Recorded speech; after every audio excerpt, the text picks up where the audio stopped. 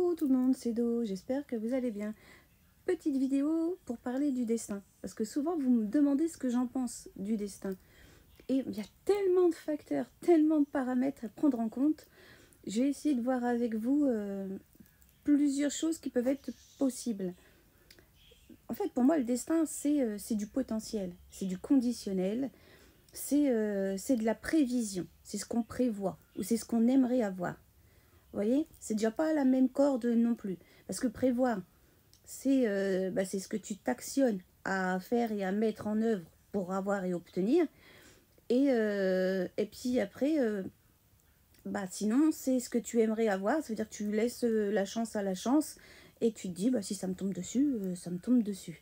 Vous voyez, c'est déjà pas les mêmes facteurs non plus. Et des fois, on dit, voilà, il n'y a pas de hasard, voilà, dans le sens, c'est le destin qui nous a choisi, c'est le destin qui nous a amené à toi, ou c'est le destin qui m'a amené à toi, si on peut voir ça comme ça aussi. Et moi, je crois pas à ça, en fait. Je suis persuadée que c'est parce qu'on s'est dessiné une route. Mais je vais m'expliquer, en fait. Les gens qui pensent que leur vie, ça va être une autoroute, une ligne droite, sans embûches, sans encombre, sans stop, sans cratère, sans bifurcation et sans sortie, ça va être un petit peu complicado votre vie, parce que jusqu'à là, j'ai jamais vu. Et alors il y en a, ils ont peut-être des vies un peu plus faciles que d'autres, et encore, je suis pas sûre, parce qu'on n'est pas dans leur vie, on n'est pas dans leur tête, on n'est pas dans leur cœur.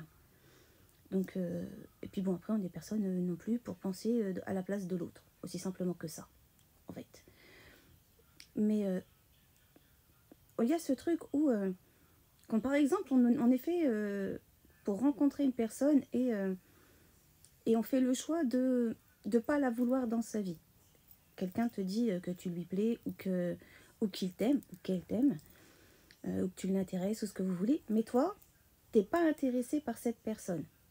T'as le droit, t'es dans ton bon droit, hein, t'as pas de sentiments, tu vas pas t'engager avec quelqu'un que t'aimes pas. Jusqu'à là, t'es même honnête, honnête envers toi, honnête envers la personne, ça roule, pas de problème. Mais après, tu vas te demander, c'est quand que je vais rencontrer la bonne personne, c'est quand qu'elle va rentrer dans ma vie, c'est quand, voilà, avec ce que tu veux. Mais potentiellement, tu l'avais, la personne. En fait, c'est peut-être juste, tu t'es pas donné la peine de mieux la connaître, de mieux, de lui parler, de voir qui elle était, de voir, enfin, voilà quoi, en fait. Tu t'es ancré, tu t'es mis en tête que ce n'était pas elle parce que je sais pas, il y a un truc qui a fait que ça pouvait pas l'être.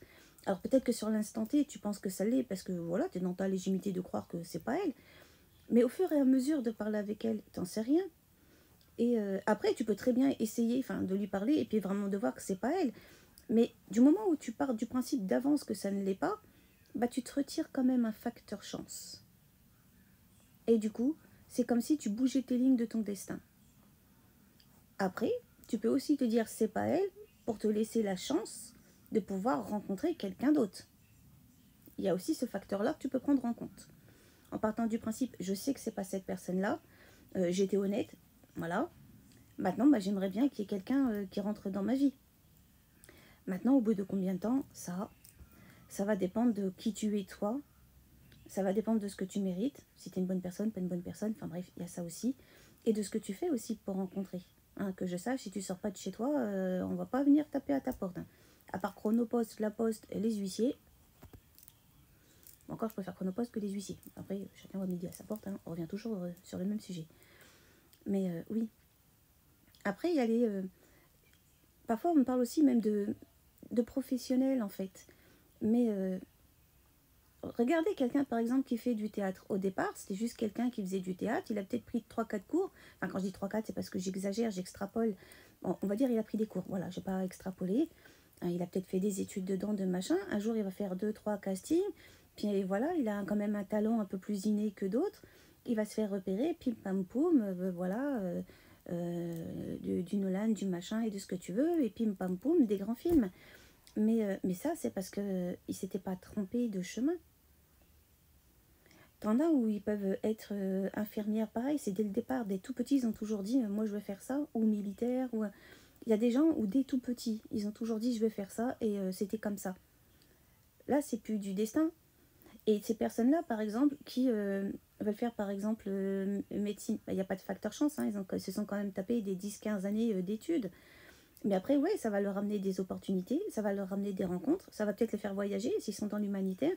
Donc oui, après, ils vont avoir des chemins, ils vont avoir des destins comme pas possible. Mais en même temps, ils ont travaillé pour l'avoir, ce destin-là. Donc c'est un destin sans être un destin.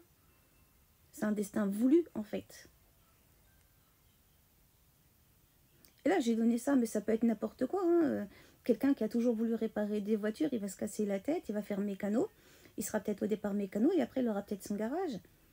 Oui, et sa passion, ça sera peut-être de réparer des voitures anciennes qu'il va retaper, qu'il va peut-être revendre, ou il va peut-être juste faire des manifs ou des petites conventions et des petites choses comme ça. Enfin, et il ne se sera pas trompé de chemin non plus.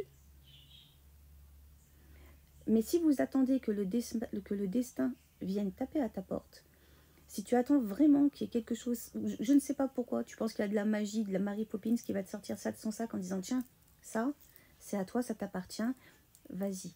Je ne sais pas ce que vous avez vu, je ne sais pas ce que vous avez bu, mais ça n'existe pas. Tu veux, tu te le crées. C'est pas plus basique, c'est pas plus simple que ça. Son destin, on se le crée. Ça vient pas tout seul, en fait. Il y a des choses qui sont déjà écrites en grande ligne, oui. Mais toutes les choses, toutes les balises que tu vas mettre sur ta route, c'est toi qui te les crées. Tout ce qui va éclairer ton chemin, c'est ça les balises. C'est les lumières, c'est les lampadaires sur ta route, quoi. Ça, c'est toi qui te le crée. Tu veux une route éclairée? Éclaire-toi. Ah, c'est aussi basique que ça, quoi. Pour moi, le destin, c'est ça. C'est vraiment ce côté de ouvrez les yeux sur ce qu'il y a autour de vous. Ouvrez les yeux sur les gens qui vous entourent. Ouvrez les yeux sur vous, dans le sens de ce que vous voulez vraiment vous. Cherchez pas à plaire. Faites pas quelque chose qui ne vous convient pas. Faites pas quelque chose pour plaire à vos parents ou parce que il faut payer des factures. C'est le destin, on se le crée. Vraiment. Je vais vous finir sur une anecdote. Je l'ai mis dans mes bouquins et je vous l'ai déjà raconté. Et pour ceux qui me suivent depuis longtemps ou qui sont déjà venus au salon, vous la connaissez, cette personne dont je vais vous parler. Ça remonte, hein, ça faisait vraiment pas longtemps que je faisais ce métier-là. Et donc elle était aide-soignante, etc. Et en fait, elle me disait que elle avait toujours voulu être infirmière et que, bon, elle n'avait pas eu son bac. Et donc, du coup, elle avait fait aide-soignante. Et je lui ai dit, j'ai fait, mais pourquoi tu fais pas infirmière? Je dis, maintenant que tu es aide-soignante, passe le concours. Je dis, tu peux? Elle me fait, oui, mais tu sais, ça va être compliqué. Je fais, j'ai pas dit que c'était facile. Hein. Je te dis juste, tu peux. Ouais, pendant 3-4 ans, tu vas te serrer la ceinture comme pas possible. Vous allez certainement avoir des fins de mois difficiles. Vous partirez pas en vacances. Ah ouais, ça va être compliqué, hein, vraiment. Mais, tu sais pourquoi tu le fais? Si tu préfères être aide-soignante toute ta vie en étant triste, mais parce que tu es sûr d'avoir ton salaire tous les mois, que de te priver pendant 3 ans, sachant qu'après tu vas être ce que tu veux être, infirmière, faire le métier de ta vie, le métier de tes rêves, et après te réaliser avec certainement un meilleur salaire par la suite. C'est parce que c'est ça qu'il faut voir, c'est le long terme, c'est pas le court terme. Et elle en a parlé avec son mari, qui était d'accord pour qu'elle se réalise. Donc très bien, très bon mari. Et bref, c'est ce qu'elle a fait. Et aujourd'hui, elle est infirmière. Elle est infirmière libérale, elle a fait ce choix-là par la suite. Donc, elle est assez réalisée. Et elle me l'a toujours dit, elle a fait, tu m'aurais pas poussé. Tu n'aurais pas cru en moi.